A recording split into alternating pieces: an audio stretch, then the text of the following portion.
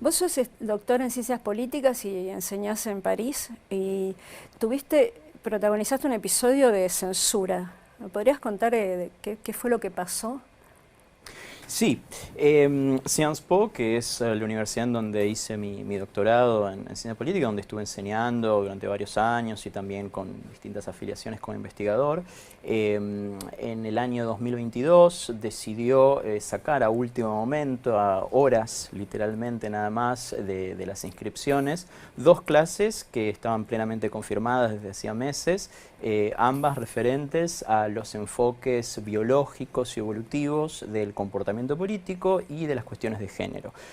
Una de estas clases la iba a dar yo solo y la otra la iba a dar con la filósofa Peggy Sast, que ha escrito mucho en Francia sobre este tema, tiene varios libros de divulgación sobre lo que es la psicología evolucionista aplicada a las cuestiones de género. Esto fue un misterio de por qué se eliminaron estas clases, pero la realidad es que hubo un llamado de parte de las gender scholars, digamos, de las personas que hacen estudios de género de Sciences Po, que tienen un centro allí que tiene bastante importancia, para pedir expresamente que se sacaran estas clases. Esto está plenamente confirmado, hubo, digamos, una gran investigación que hizo el semanario L'Express, entrevistando a distintas fuentes y consultando distintos documentos en función de lo que ellos mostraron, y está confirmado que es así. La dirección entonces decidió sacar estas dos clases por razones puramente ideológicas, ¿no? Es importante recordar aquí que estas eran dos clases opcionales para estudiantes de grado en ciencia política, y al mismo momento, en ese mismo semestre y de una manera general durante los últimos años en Sciences Po y a la hora actual, hay más de 80 clases, 80, sobre las cuestiones de género, todas en una perspectiva que niega la biología, ¿no? Toda desde la perspectiva de lo que se dice la ideología de género. Y iba a haber dos clases por primera vez en Sciences Po que presentaban a los estudiantes estos enfoques y bueno, fueron eliminadas. ¿Cuál dirías vos que es la contradicción central entre la ideología de género que está tan de moda hoy, que incluso se está volviendo hegemónica en las universidades occidentales, y la biología? O sea, ¿cuál es el problema que hay en que se hable en términos biológicos?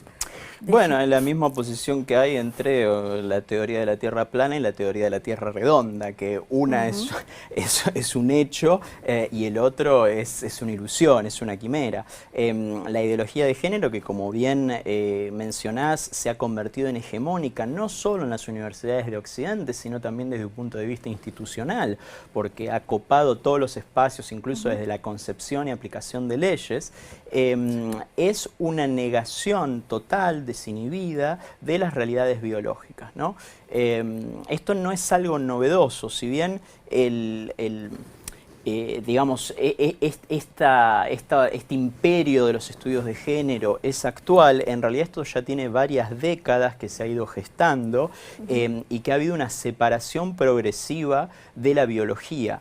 No nace un repollo esto, sino que tiene un antecedente, y es que las ciencias sociales de manera general se han construido en un mundo que, como lo dice el biólogo Robert Trivers en su prefacio al Gen egoísta de Richard Dawkins, un mundo pre-darwiniano y pre-mendeliano. ¿Qué quiere decir esto? Bueno, que las ciencias sociales hacen como si la biología no existiera, como si la teoría de la evolución no existiera y como si la genética no existiera. Es lo que, bueno, dos psicólogos evolucionistas llaman la biofobia de las ciencias sociales.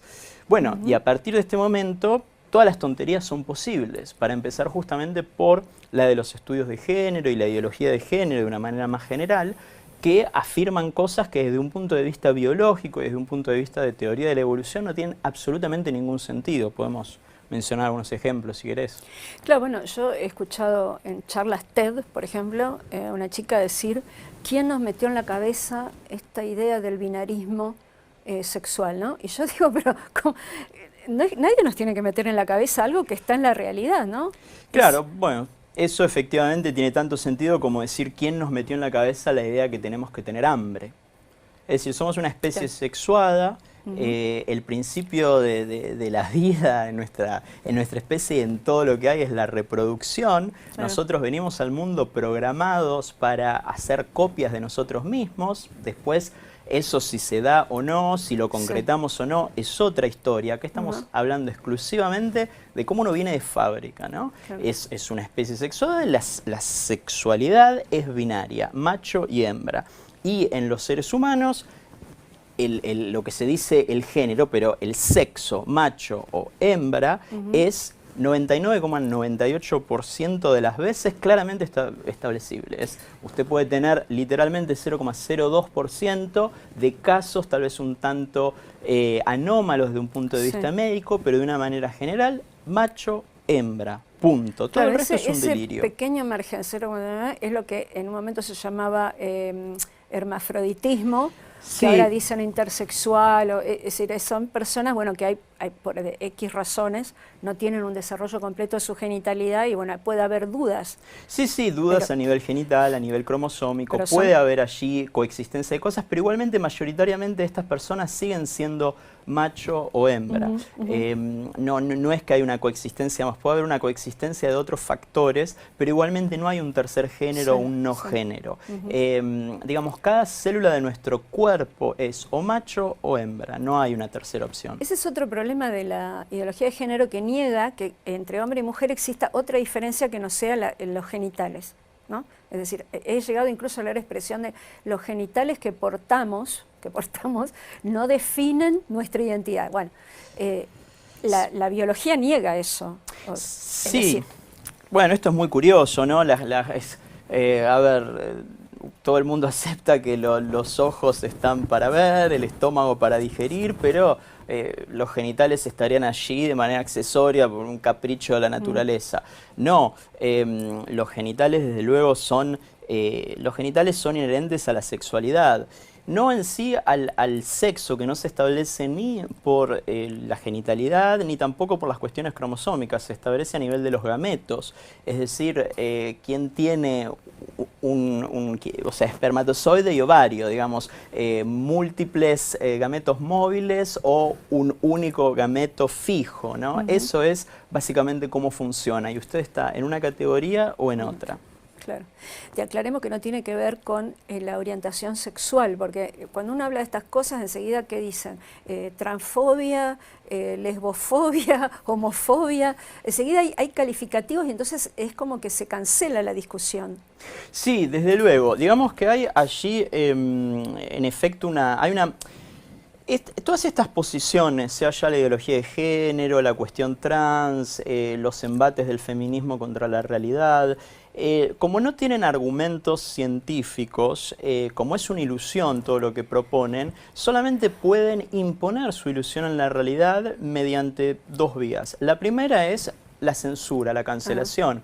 Como ha pasado conmigo, como pasa con innumerables académicos, como sucede en la universidad de una manera general, quizá vamos a conversar ahora al respecto. La otra vía es la moralización, es decir, si usted va por este camino de tratar de afirmar la biología, etcétera, usted inmediatamente es una persona misógina, una persona transfoba, etcétera. Bueno, eso no solo es totalmente falso, desde luego, sino que además es justamente lo contrario. Esta ideología se presenta como progresista, pero en realidad es profundamente retrógrada, por distintas razones.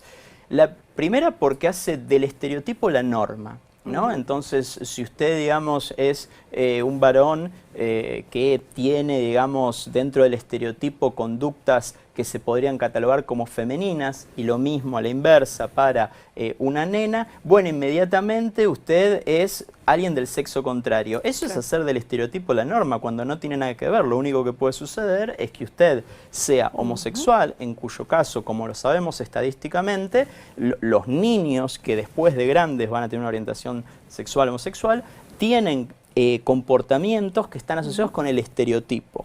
Punto, no tiene nada que ver con, digamos, su género en sí, con su sexo. Claro. Esa es una de esas cuestiones.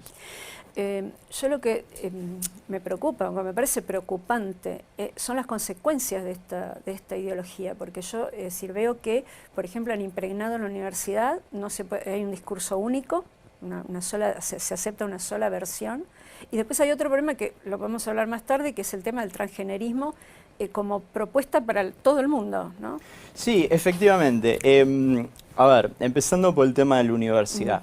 La universidad está totalmente perdida en Occidente de una manera general. Eso hay que aceptarlo.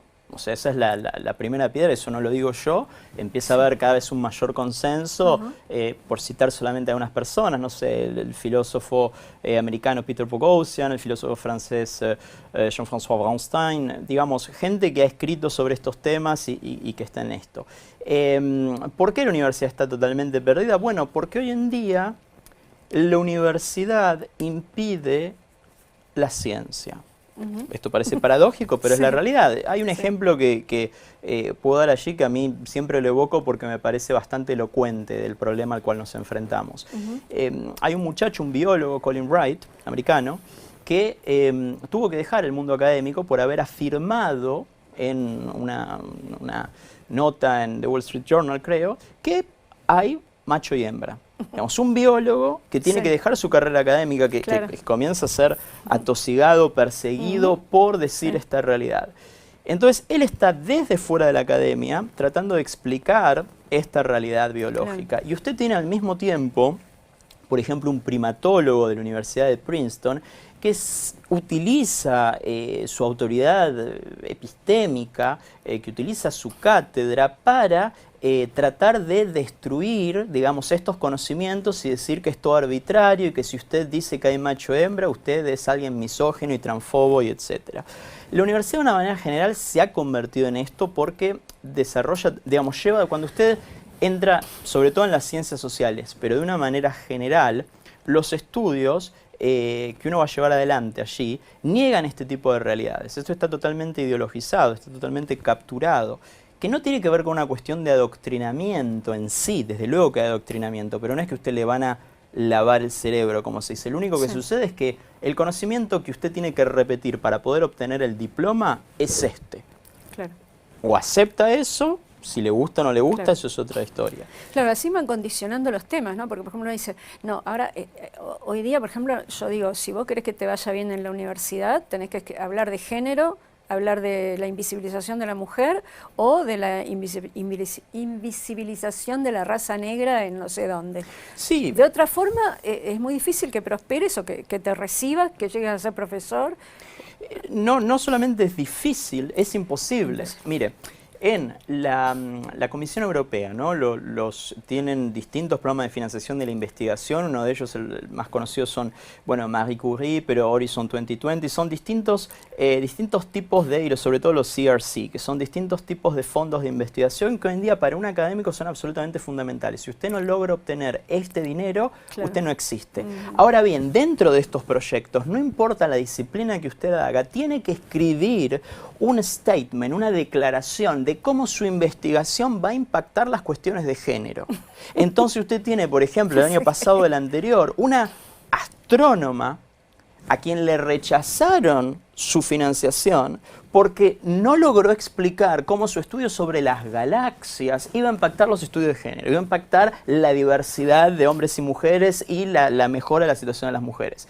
Entonces, básicamente, eso es hoy la universidad. Hay distintas iniciativas que están habiendo. Por ejemplo, en los Estados Unidos, en Austin, se creó una nueva universidad que en su board tiene gente muy conocida, como el biólogo Richard Dawkins, el historiador Neil Ferguson, el economista Larry Summers. Y esta universidad nueva está basada en la premisa de, bueno, las universidades están rotas más allá del punto de reparación.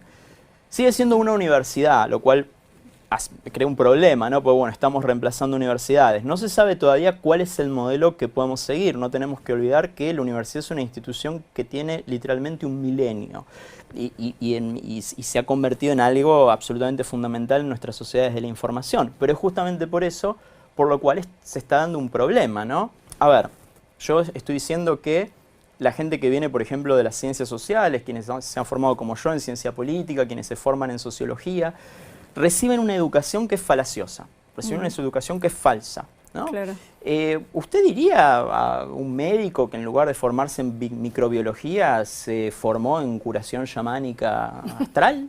No. Entonces, ¿por qué aceptamos que esta gente con estos diplomas vaya a la función pública? ¿Por qué aceptamos que esta gente siga teniendo la autoridad epistémica de expertos a quienes consultamos? Necesitamos a estos expertos, pero esta gente no puede serlo. Entonces, es un problema verdaderamente urgente lo que está sucediendo en las universidades.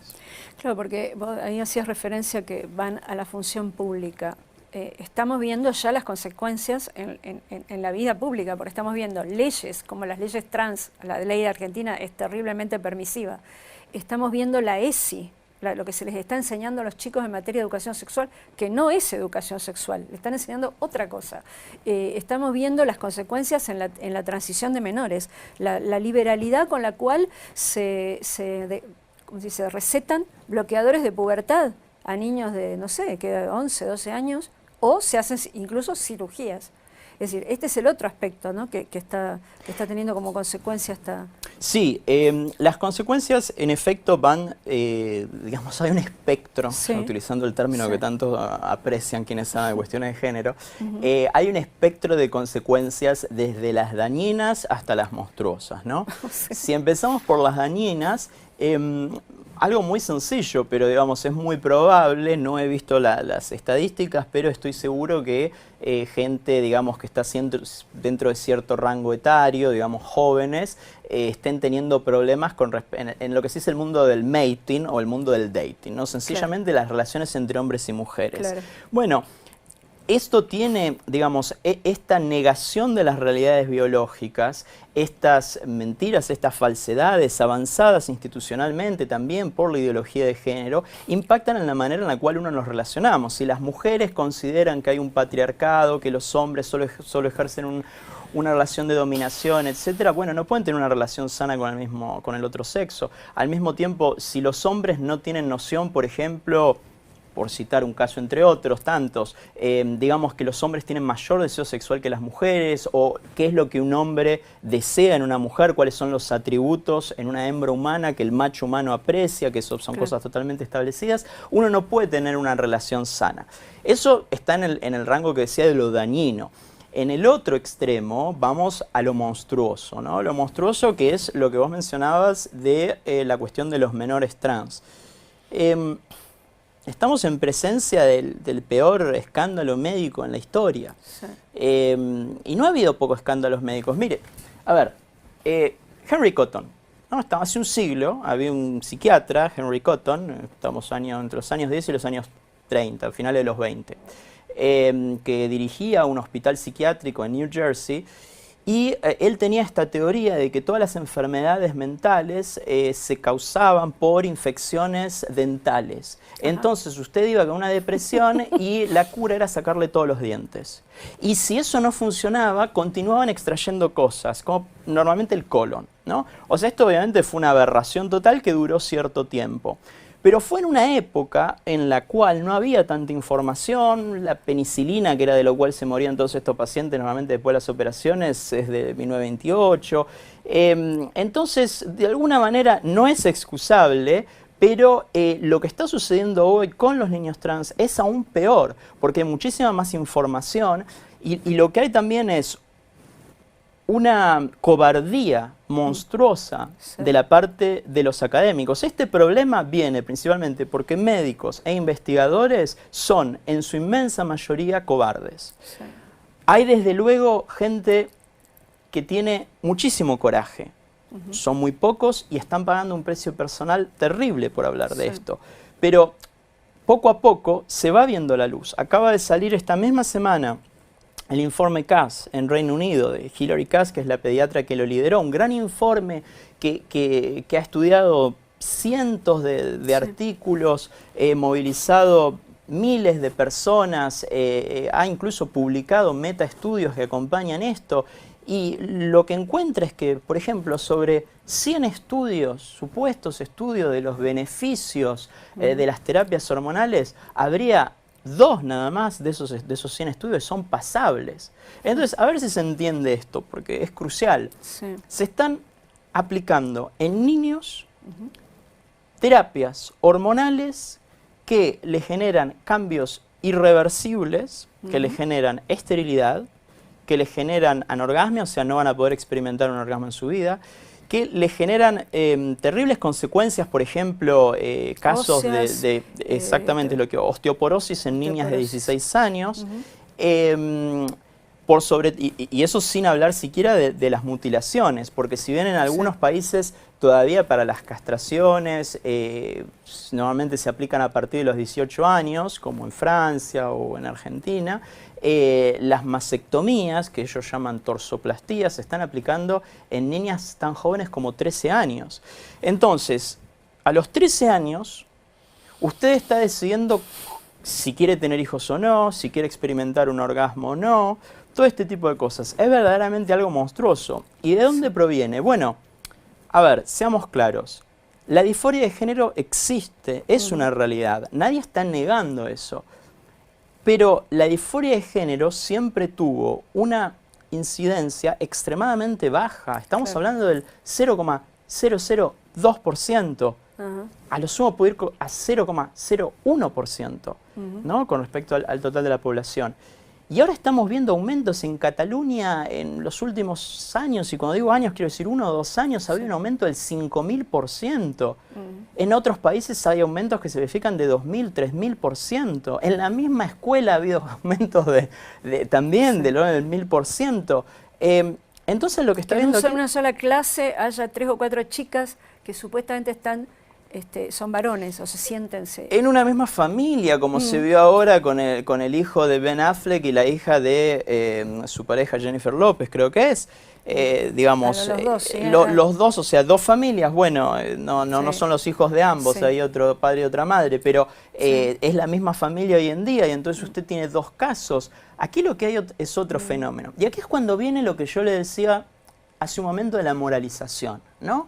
Claro. Uno pone esto sobre el tapete, dice, aquí hay un problema, enseguida le dice, usted es un transfobo que no quiere que las personas sean quien quiere ser. Bueno, hay dos problemas graves con eso.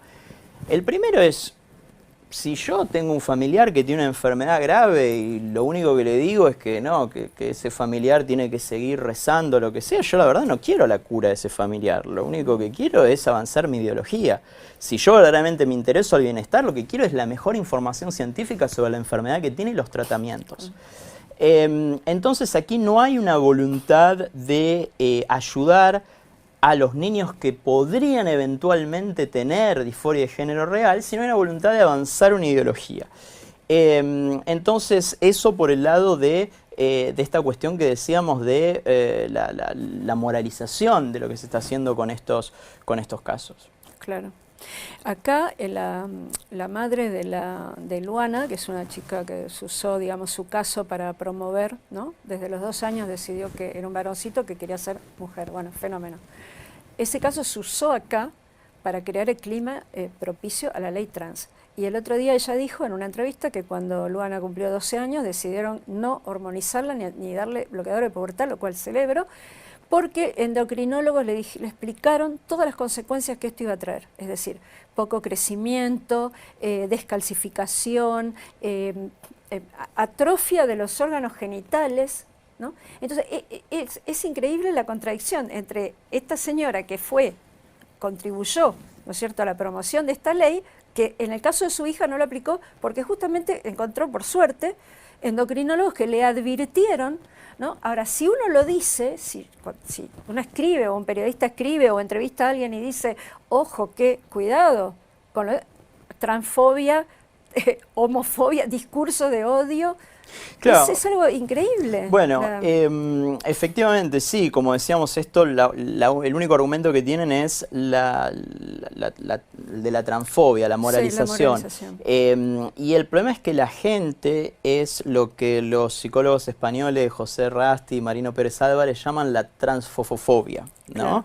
Es decir, la gente está aterrorizada de ser tratada de transfobo. Claro. Entonces, ante cualquier cosa, y como esta es una minoría muy vocal que avanza este tipo de cosas con mucha, no voy a decir fuerza, sino violencia, la gente está aterrada y la idea de ser llamados transfobos, bueno, hace que acepten cualquier tipo de cosa. Pero cuando uno comienza verdaderamente a interiorizarse el tema, descubre verdaderamente que no es así, que uno no está ayudando a ningún menor, a ningún adolescente, porque lo que hay que recordar, yo acabo de decir adolescente. Sí. La adolescencia es el periodo de la vida más tumultuoso. Exacto. Es decir, uno empieza con cambios corporales, con cambios hormonales, el cerebro está bañado en hormonas, uno no entiende nada, uno está también en esta búsqueda de identidad. Y eso con el agravante de que actualmente hay una epidemia de enfermedades mentales, por decirlo de esa manera, depresión, etcétera, potenciada, como lo muestra Jonathan Haidt en su último libro, salió hace unas semanas, por las redes sociales, Claro. de distintas cuestiones que ponen sobre el tapete el problema de la comorbilidad, ¿no? de la morbilidad entre distintas enfermedades que se dan al mismo tiempo y que interactúan entre ellas. Pero lo que es interesante también, por ejemplo, lo que mostró el informe CAS ahora recientemente, este informe fue para menores, pero lo que estableció también, y ahora ya está prohibido en Reino Unido, a partir de este informe se acabó. Reino Unido La transición de menores. no hay más transición hormonal, no hay más transición, lo cual es comprensible porque la transición hormonal es experimental. Claro. Las hormonas que... La hormona que se utiliza para, por ejemplo, como un bloqueador de pubertad, es algo que se utiliza para cáncer de próstata, que se utiliza para pubertad verdaderamente temprana, por ejemplo, una niña de 4 años que tienen que parar de alguna manera, y que se utiliza también en la castración química de violadores multirecidivistas en los Estados Unidos. Bueno, entonces, esto que no había ningún estudio que pruebe el supuesto beneficio, bueno, ahora volvió la razón y se impidió. Pero lo interesante del estudio es que ahora el próximo paso es pasar a los mayores. Claro. Porque también se está viendo, o sea, hay numerosos escándalos en gran cantidad de clínicas de transición de género, por ejemplo, Tavistock en Reino Unido y tantas otras en Estados Unidos, y ahora también se va a pasar a eso. Entonces, la cuestión aquí en este tema es tratar de ver qué caso es verdaderamente disforia de género y qué caso no lo es. Y todo el mundo tendría que estar de acuerdo con esto. Ahí también hay una contradicción, porque ellos quieren despatologizar la disforia, es decir, que sea simplemente a mí se me ocurre que yo soy de otro sexo, listo. No hay ninguna. Y a la vez quieren ser financiados, o sea, quieren que su transición sea financiada por la Seguridad Social. Entonces, ¿es un tema de salud o no es un tema de salud? Bueno, eso también pone sobre la mesa la cuestión de, efectivamente, desde luego que hay distintos intereses que convergen en este tema. Por un lado, claramente, lobbies farmacéuticos, no hay que olvidar que una persona que inicia un tratamiento hormonal va a mantener ese tratamiento hormonal por el resto de su vida, costando, sea ya su propio bolsillo al Estado, más allá de eso, depende del caso, pero alrededor de $50.000 anuales, ¿no? Entonces, bueno, hagan las cuentas de cuánto es eso en una vida. Y por otro lado, el lobby sencillamente de los ideólogos del género, que todo esto viene... A ver, todo esto tiene ya muchas décadas. A finales de los años 60 tenemos a John Money, ¿no? Que es, bueno, uno de los grandes iniciadores de toda esta aberración. Y está el caso este famoso del niño que a los pocos meses, una circuncisión fallida, perdió el pene y los padres fueron a verlo a John Money y él dijo, bueno, no hay ningún problema, lo hacemos una nena. Obviamente eso terminó en una catástrofe porque el chico cuando era adolescente, por más que hicieron todo tipo de terapias incluyendo hormonal, era un varón, entonces eso salió, bueno, se terminó suicidando a los 38 años. Verdaderamente una aberración, pero la ideología allí es que uno puede decidir. Básicamente todo vuelve al principio y todo vuelve a lo que mencionábamos antes de la cancelación de Darwin, ¿no?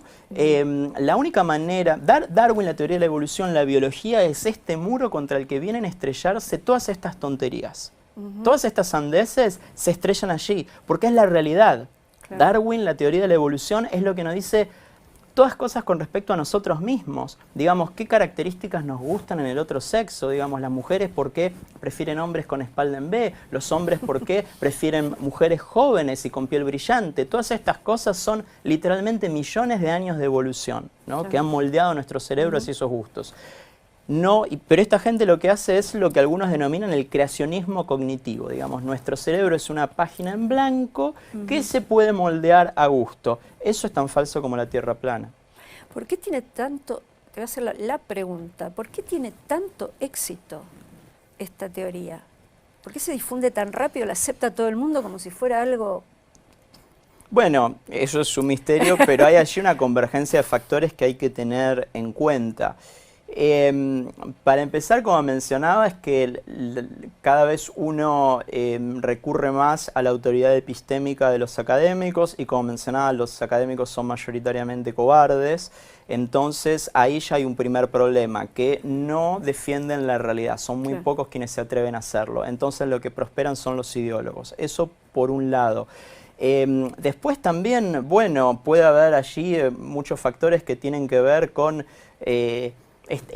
no aceptar la naturaleza humana, es lo que el economista Thomas Sowell y después Steven Pinker retoma esto, llaman como la visión utópica de la realidad, de la humanidad, ¿no? Esta cuestión de decir, bueno, los humanos podemos moldearnos a nosotros mismos como querramos, lo cual obviamente es una fantasía. Entran allí muchos factores de esto. También uno puede ir, si uno quiere ponerse un poco más filosófico, pero manteniendo un rigor histórico. Camille Paglia, la filósofa americana, ella dice que siempre en los periodos de ansiedad, en los periodos de crisis, en los periodos de transición civilizacional, hay una fijación con la cuestión del sexo y del género, ¿no? Que siempre allí hay una cuestión, se vio en otros momentos de la historia.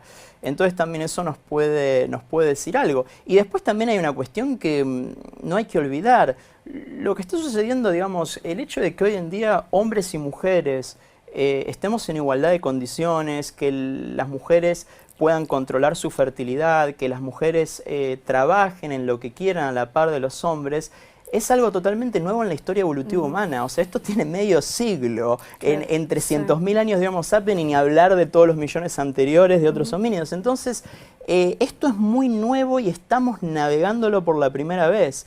Y esto también, en el caso quizás bueno, puede tener que ver con esta fijación, nuevamente con la cuestión de lo que se dice desde las cuestiones de los estudios de género, ¿no? Que por un lado se presenta a las jovencitas la realidad de una mujer como algo terrorífico, lo cual obviamente no tiene nada que ver con las realidades estadísticas, al menos en los países desarrollados.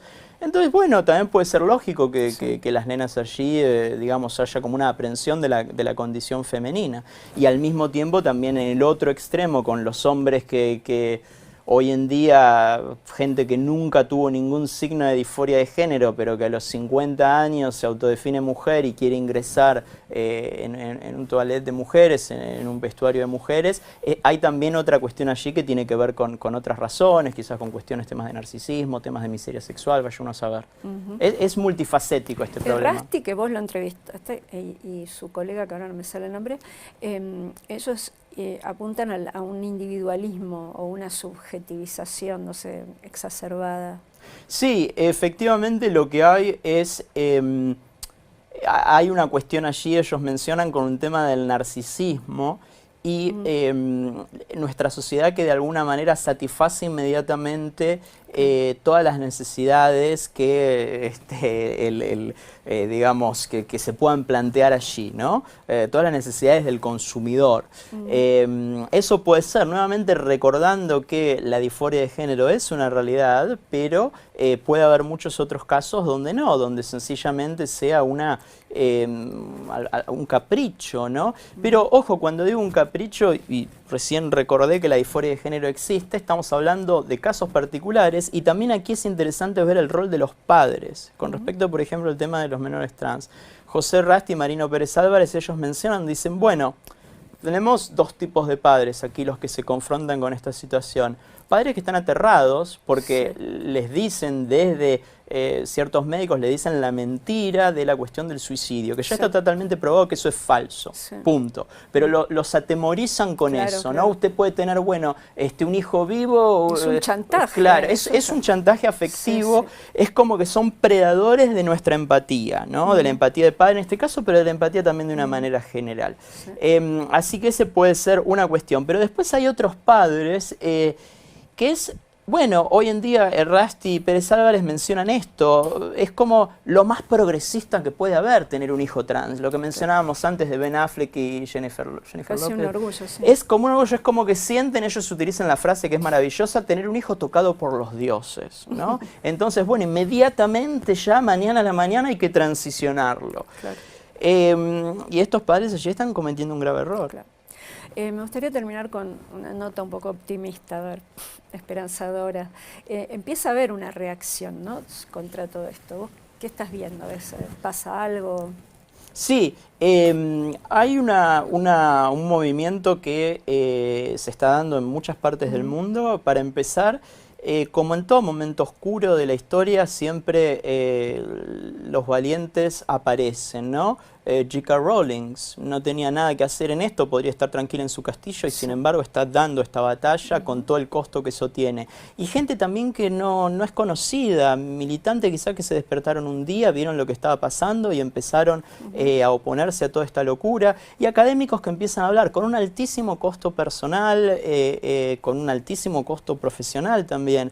Pero eso es esperanzador y la realidad está empezando a dar la razón. Mencionábamos el informe CAS, antes de eso también Escandinavia, por ejemplo, en el tema esto, pero yo creo también, y para terminar con una nota optimista, más allá de la cuestión trans que mencionamos, pero la cuestión de género de una manera general, cada vez más gente se empieza a dar cuenta que es una estafa. Las primeras, las mujeres, porque son ellas las que están sufriendo más de las distintas mentiras del feminismo. Son ellas las que están sufriendo más la negación de la realidad de parte del feminismo. Y esto, desde luego, va a generar un cambio, pero bueno, va a ser todavía una batalla larga, pero que en muchos países estamos dando. Y para terminar también con una nota, creo yo, esperanzadora. Yo siempre digo, por ejemplo, que en Argentina durante mucho tiempo tuvimos el espejo de Venezuela, ¿no? Viendo lo que pasaba allí,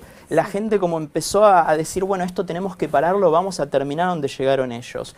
Y lo mismo sucede, por ejemplo, en Francia con Estados Unidos. Viendo la locura que se está dando en Estados Unidos y en Canadá con todo esto, mucha gente en Francia allí estamos comenzando a alzarnos contra esto.